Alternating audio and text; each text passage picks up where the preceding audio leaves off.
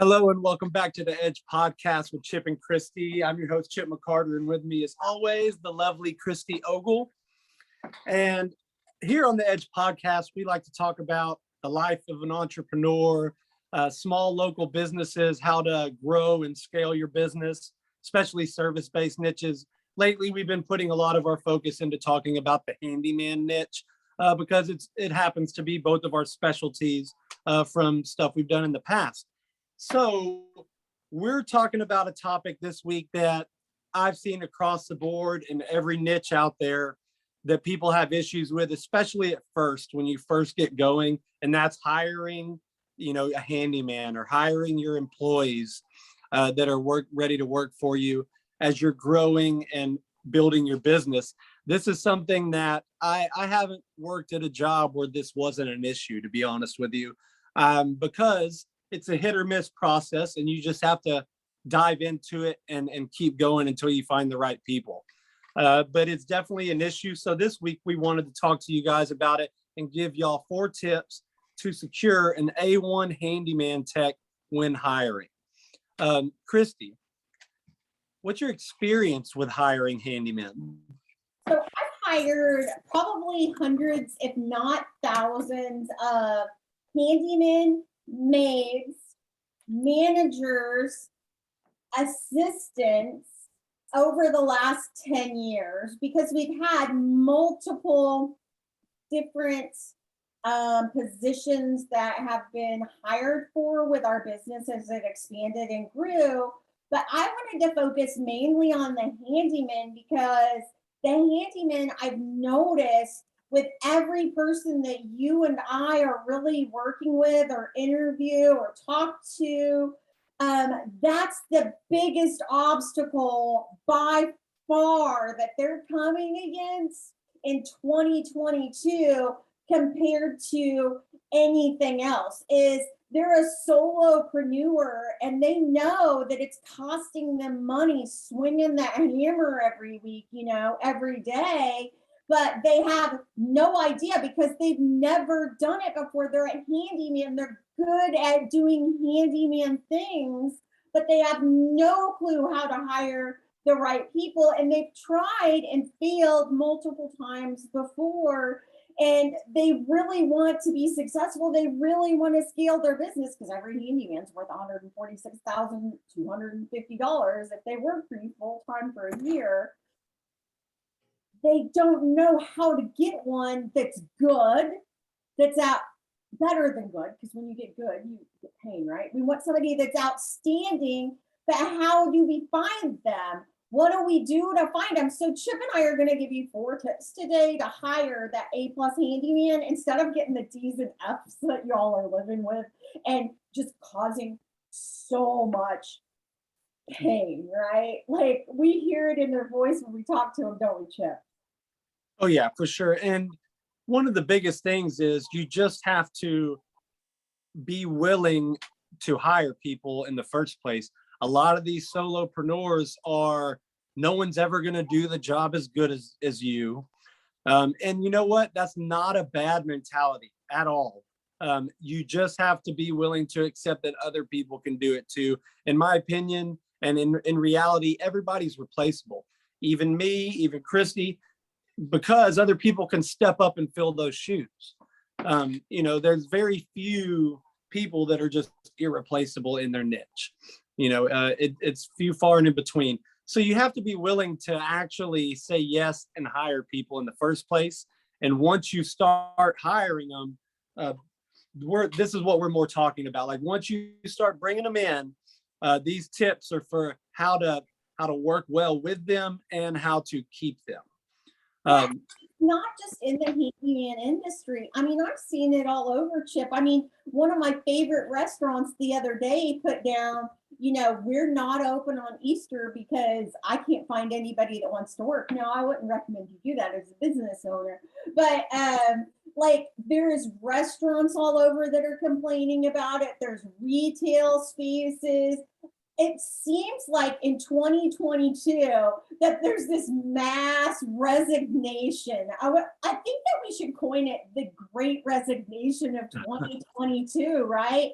And Mhm. the reason people leave their jobs is because they're not happy. If you, as the owner, can make them happy, they're not going to leave you. And if you pay them well, they're not going to be, going out and starting their own handyman businesses. But most people don't understand how to treat their employees. And they actually push them out the door because they've got this mentality like Chip was just talking about, like they don't do it like I do it. They should do it better. So we have to keep this in mind. Like we aren't the ones that want to go out there and swing the hammer all the time. So we've got to loosen up, not your standards, but you have to loosen up and realize that perfection is impossible. You might be pulling it off by yourself, but I guarantee you're running it ragged. Perfection is not what your customers want, handyman. What they want is consistency in the job well done. They don't necessarily want it to be perfect. They don't want a fence to take, a 500-foot fence to take, you know, 3 weeks. They want it to be done quickly, done right, but they're not going to go out there and measure how far apart the screws are or the nails. Yeah, for sure. There's just some things that you have to be willing to let some things go. And you have to understand that maybe you need to teach this person a little better. Maybe you need some more one-on-one working with this employee. Number one, though, you always have to reward your handyman for a job well done.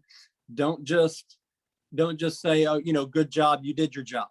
That, because that obviously, yes, that's the 100% truth.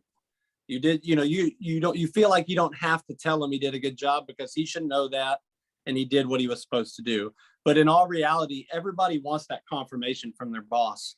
Everybody, from the top of the line all the way down to the bottom of the totem pole. Everybody wants to hear, whether they know they did a great job or not, they want to hear it from the people that they're doing it for. That's on you to reward and let them know that they did a good job. And sometimes rewarding them is just paying them what they think they're worth, like what they're worth.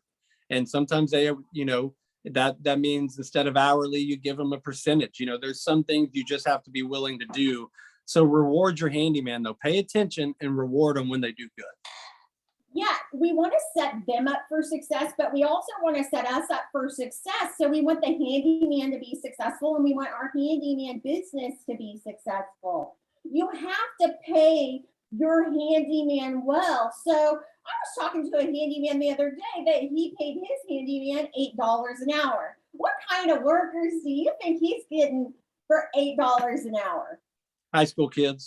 Yeah, you're not getting anyone good. You're not getting a skilled carpenter. You're not getting a skilled handyman. What you're getting is the bottom of the barrel, people that can't get hired anywhere else. So you have to remember why people come to work for you.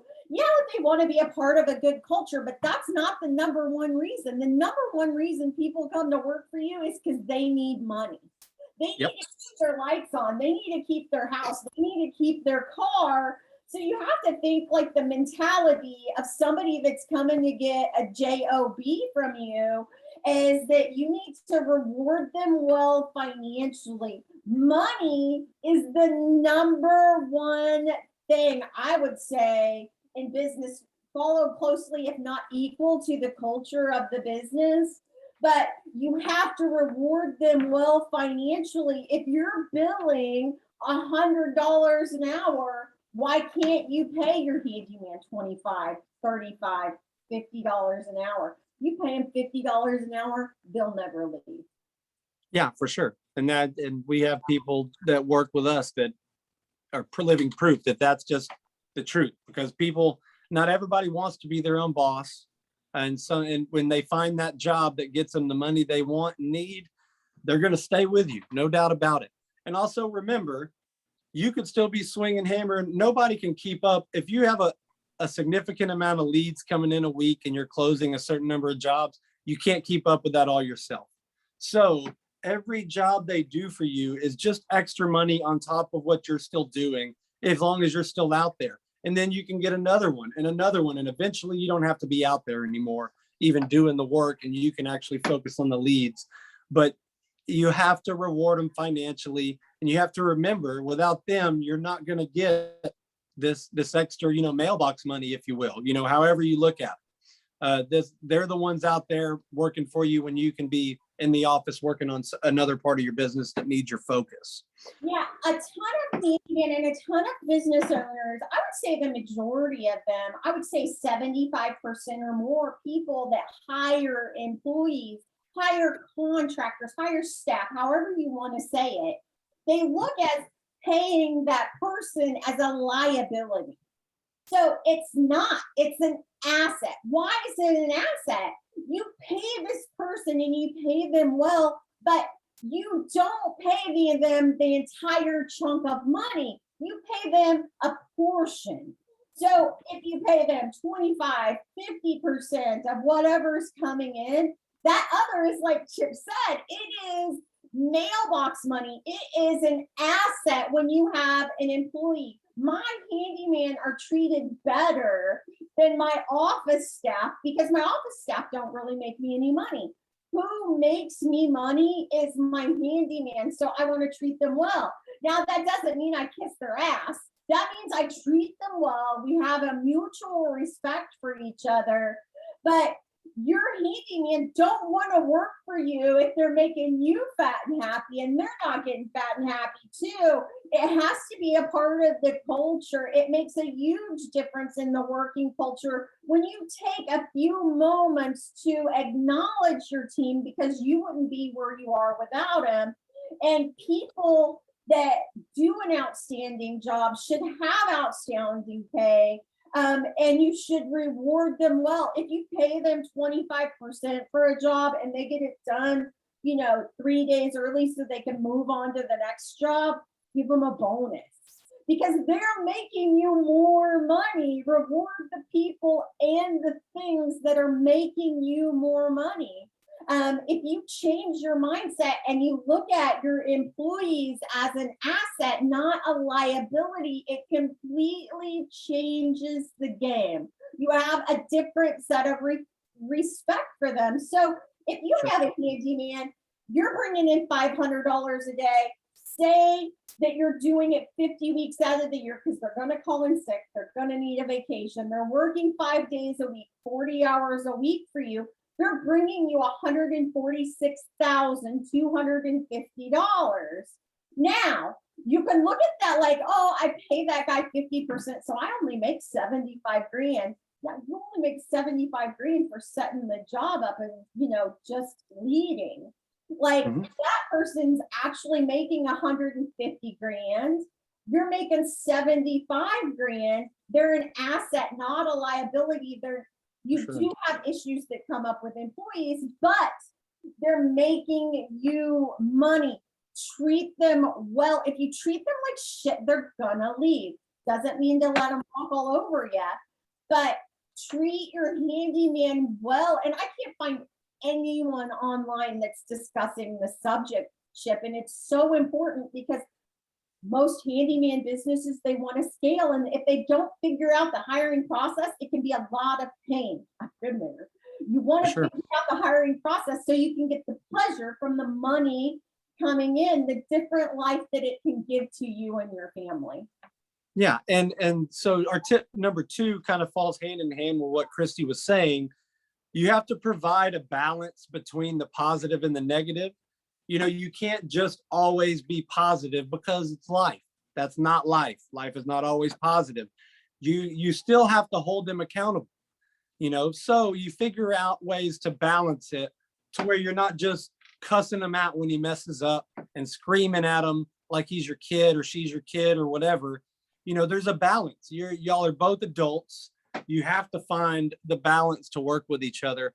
And so while you're rating that positive feedback, make sure, he at least knows that, we don't think he's perfect. We know that things happen. And so, and that's what makes you more understandable as an entrepreneur and a business, and as the manager and owner of this employee. You got to hold yourself accountable and keep that balance from that positive, and don't let one overweigh the other. Always find that balance and let them balance themselves out. Yeah. So in business, there's actually 5 different love languages. And there's this book, and it was written by Gary Chapman and Paul White, and it's a great one. But there's actually a book called The 5 Love Languages of a Relationship, which is a great book. But there's one for the workplace, and there's 5 different love languages, and one of them is words of affirmation. That means feedback and mentoring and training your handyman very well. So this is one of those, and it's amazing. There are so many different businesses out there, and the majority of handyman businesses don't say, "Hey, thanks, that was a good job." The majority of people don't say thank you for a job well done. Another one is quality time. So they want some face-to-face time with the boss with the boss. So they want some sort of workplace bonding. Be careful with this one though, Chip, because this one they might think that they're your buddy or your equal when it comes to work. And we have several of our handymen that want to be best friends with, our estimator or lead guy, and he'll have that workplace bonding at work, but he doesn't go hang out with them on a Friday and Saturday night, hanging out at the bar. So that's important. Another one's receiving gifts. Another one's acts of service. So if somebody dies in their family, send a gift. It means something to them. And another one's physical touch, but stay away from that in the workplace. Yes, that's a big no-no in the workplace. But yeah, for sure, if someone works for you, family member passes away, don't just say go deal with it. Give a little, give some sympathy or even empathy because you've been through it yourself. That just shows them that you're a human too, and you understand, and that you're there for them. Because that's all they really care about. They're like, ultimately your employee wants to know, or do you have their back? If something goes wrong, do you have their back? If they do really well, are they going to be rewarded for doing well, or is it just pointless to do really well? Because there's plenty of jobs I've had where it really was. The managers didn't care if you did good or not. So why would you care if you do good or not? You don't usually. If the manager doesn't care, you usually don't care too much either. And that's a very slippery slope. And also, like Christy said earlier, make sure you find that balance and do not become their best friend. And it's very dangerous to go down that road as a employee-employer relationship, So just be careful. That's all. Number 3, step up and accept responsibility for the projects. Even when your employee does it, you hired them, it's on you. You're the one that's got to pay for the insurance, not the employee. You're the one that got the job. You're the one whose name is on it. You can get mad at your employee all you want to, but it's still your fault. It's on you. The responsibility is yours to fix that, not your employee. Now, hopefully they'll step up and understand that they made a mistake, but that takes working with somebody. You have to be logical and reasonable. You have to take a deep breath and don't freak out, because I promise you, the minute someone makes a mistake and you cuss them out, they're shut down. They're not listening to you anymore. They don't care what you think anymore. They're gone mentally. Even if they're not already gone physically, they're gone mentally. Yeah, the responsibility really falls on the owner's shoulders. Everything in your business stops with you. So you are the one that needs to take responsibility for the projects. I know it's a burden, but that's what you took on when you became a handyman business owner.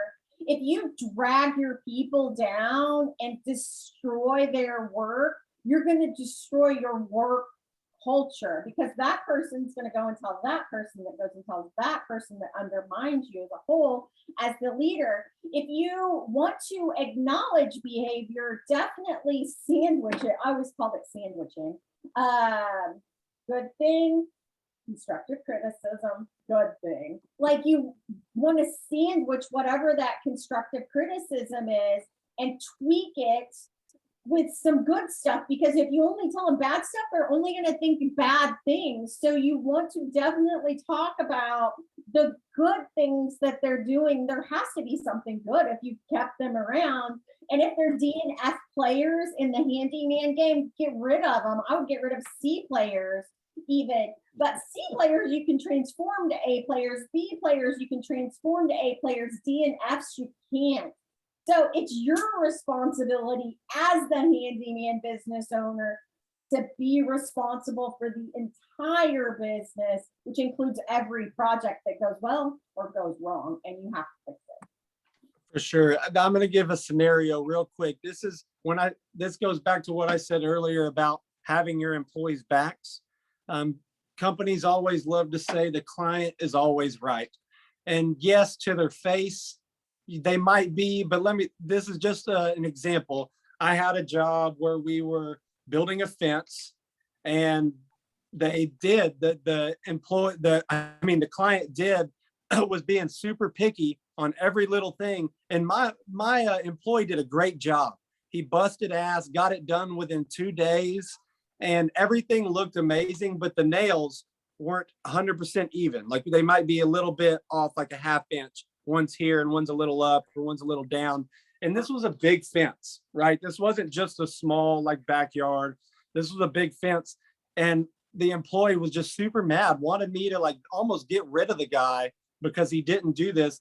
And not only did she pay less than she would have with any other company, I had to end up backing up my employee and saying, look, I told you that this quote was a low ball, that we were going to get it done, but we were going to do it our way. You have to back up your employee in some. Now, don't get me wrong. There's situations where your employee's wrong, Yeah, and then you confront them. But when you know your employee's right, don't just take the client's side because they're paying you.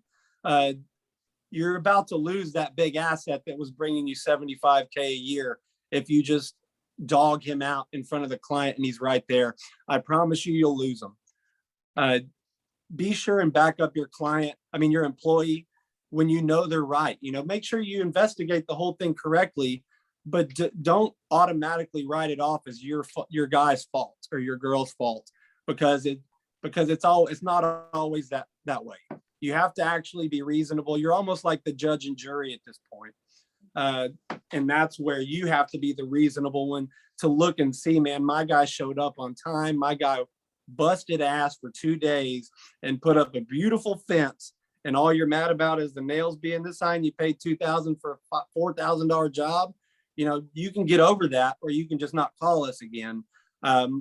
This guy's still going to be making me money tomorrow, and I'm not going to lose that because of this situation. I just thought I'd bring that up because it's very important to back up who you hire, especially if you know they're good. I want to expand on that. So, I had somebody that sent me a thing a couple weeks ago that said incomplete work because there was one screw in a carport that, okay, we'll run over there and fix it. And they were happy. But do I need to bring up to my handyman that makes me $150K or more a year? Do I need to bring up that one screw that he left, that he didn't screw all the way down in a carport he built 3 months ago? And when I talk to the customer, do I say bad things about the handyman? Absolutely not. You go, you take care of it, you get it taken care of, you apologize, like, we're sorry, but it's life, because these handymen are human beings and they're gonna make mistakes. They're the ones out there swinging the hammer for you in Texas or wherever in July when it's 110, 120 degrees. They're gonna miss a few things. Back them up, have their back always, no matter what. It's kind of like with my husband, right? No matter what, I always support my husband, even if he is so wrong. If it's to anyone else, he says the sky's purple, I'll be like, my husband says the sky's purple. It is purple. And then I'll take him to the side and go, honey, do you need some meds? Because the sky is blue. Like, yeah. Back them up. And if the majority of companies don't back up their people, it's Yeah. a cancel culture that we're in. You saw it happen with the Will Smith slap, right? Yeah, Like, yeah, he slaps Chris Rock. Yeah, it was wrong, but he doesn't necessarily need to lose every one of his sponsors. He doesn't necessarily need to lose all of his movies. He doesn't necessarily need to lose his life that he's created, but somebody needs to back up Your Handyman. Somebody has to back up Will Smith. I bet that was hell going through what he went through. That can't, everybody canceling on him. But yeah, people are human. Our employees make mistakes. It's just whenever they get to making too many mistakes and it's costing you money and you're not making money anymore, that's a totally different conversation. But if you have a handyman that's out there grinding for you every single day and they misput the nails or screws in, that doesn't matter. Keep yeah. going. And Yeah, back. and you can go tighten that screw yourself, and talk the client out of being upset. You can handle that. It's not too hard, And this brings us right on to the fourth tip, because this is, if anything, this is the most important. If you only remember one thing from this podcast, remember this: when you get that exceptional handyman, when you get that great worker that's out there making you money every day, shows up on time, leaves late, ask permission for almost everything, the ones that understand you, it's on you to keep them. Nobody else. It is now your responsibility to keep that employee once you have them. And make no mistake, if they leave, it's your fault, whether it's you're not paying them enough money and they found some place to make more, or they just aren't happy with how you're running things. It's your fault. And it's a bummer, and it's going to happen sometimes. You're going to lose because they find ways to make more money. It happens, man. You got to get over it. But it's you. It's on you. You're the one that wasn't willing to up the amount. And it might not be worth it. They might be making way. Their offer is above what you can offer them without just losing money. So it's on you. You got to figure out how to keep them and figure out if it's worth fighting for. It's all on you. Yeah, people in the trades have options. If they're good or bad tradesmen, they have options. They can go work for another company and get more pay. They could work independently. The worst thing you could do in a handyman business is create your competition. I've seen this happen from day one. Is they come in, they see what you're doing, you treat them like crap, they leave, they go start their own handyman business. 90% of the time, they never really make it with that handyman business. But if you have an amazing opportunity for them and you teach them how to work with customers and actually improve their skills as a handyman, you give them those new opportunities, you support them. They're not going to want to leave and do it on their own. So you have to have a good opportunity, an outstanding opportunity. That doesn't mean let them walk all over you. I want to emphasize that. But you need to create an opportunity that's actually appetizing, that fulfills their basic human needs so that they can stay with you for a long term. So the moral of the story is to have outstanding handymen, train them, retain them, and they will help you build your handyman empire.